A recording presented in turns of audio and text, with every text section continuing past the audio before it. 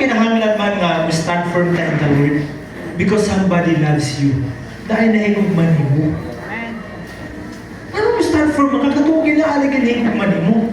In Philippians chapter 4 verse 1, therefore, my brothers and sisters, you whom I love and long for, my joy and my crown, stand firm in the Lord in this way, dear friends. Yun naman ganun na ewan ba ni Pablo, na whom I love. Kung una-una, kung si Pablo nakafeel mag-love, ani. Kaya bisag wala siya nakafeel og love sa mga tao, pero tungod ang love nga gikan sa Ginoo, mao iyang na-feel, kaya gihapon niya og pa-feel og love bisag kinsa.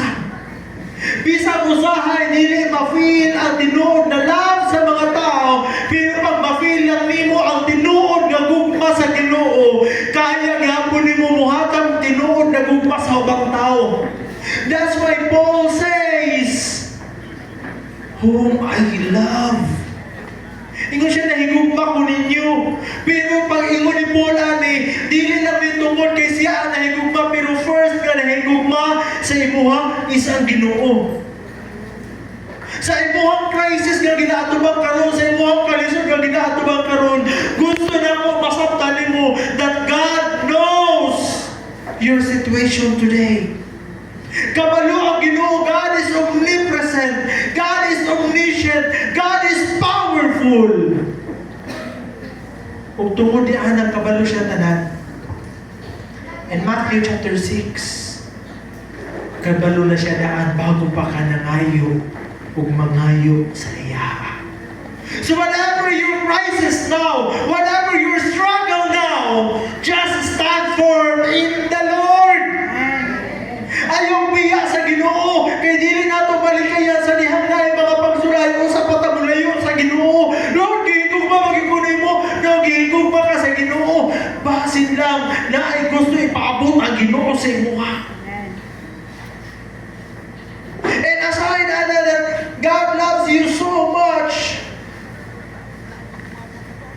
dapat masabtan nato nga ang gugma sa Ginoo sama sa usa ka bata pa. One time si Abby ni ato sa buwa. Daddy, kusog kayo thunder. English ko sa hay. You know what? Nagkapos na siya sa buwa. Nakatulog pa siya tarong. Batang ako pangutana. Nihunong ba ang nalundog? Nihunong wala. Pagkatapos ni Ate Abby sa kuha, nihunong ang nalundog? Nihunong ang kilat? Wala. Baka ba ito yung ikahadlukan? Pero nga nung wala naman siya nahadlukan o nakatulog naman siya tarong. Tungod diduol siya sa buha. Ingon anak punta, kung muduol ta sa Ginoo. Dili man siguro mawala na problema. Dili man siguro mawala na imong pagsulay karon. Pero sa diha mo duol ka sa Ginoo, you are at peace. Makafeel ka ba nga secure ka because you are in the hands of God. That's why if you face any challenges, just come to the Lord, stand firm in the Lord.